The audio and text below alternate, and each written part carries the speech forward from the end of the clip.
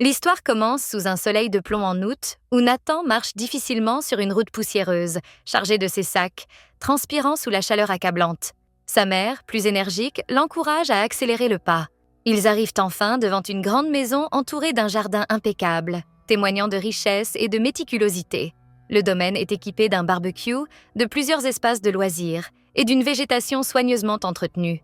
Nathan est frappé par la beauté et l'organisation de cet endroit. À l'intérieur, la maison est fraîche et impeccable, avec une cuisine moderne regorgeant de provisions.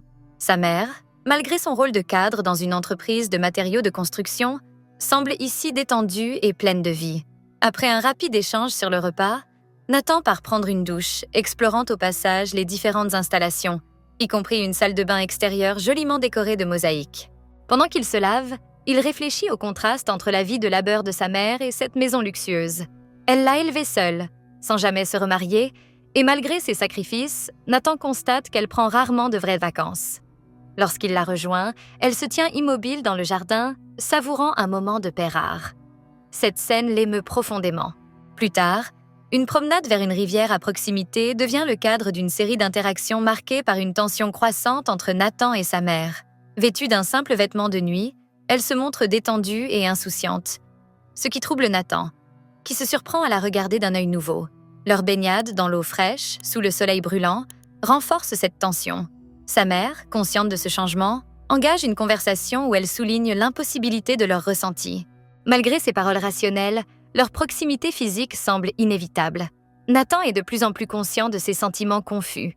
Il lutte contre eux, mais ces moments partagés, marqués par des gestes maladroits ou des regards prolongés, rendant la frontière émotionnelle difficile à maintenir. Le récit culmine lors d'un moment de confession mutuelle dans un cadre isolé, où leur dialogue révèle un mélange de désir, de honte et d'incompréhension face à leurs sentiments. Finalement, ils échangent un baiser hésitant, brisant une barrière émotionnelle qui semblait déjà fragile. Ce geste marque un tournant irréversible dans leur relation. De retour à la maison, la dynamique entre eux devient à la fois tendre et troublante. Bien qu'ils soient conscients de la nature interdite de leur lien, ni l'un ni l'autre ne semble prêt à y renoncer complètement. Nathan promet que cela restera leur secret. Sa mère, partagée entre émotion et raison, accepte cette promesse tout en exprimant ses craintes sur ce que cela signifie pour leur futur. La narration s'achève sur des réflexions introspectives de Nathan. Alors qu'il savoure leur complicité nouvelle, il est également hanté par les implications morales et pratiques de ce qui s'est passé. La maison, avec ses paysages idylliques et ses moments de calme, devient le théâtre d'un bouleversement intérieur pour lui, remettant en question la nature de leur relation.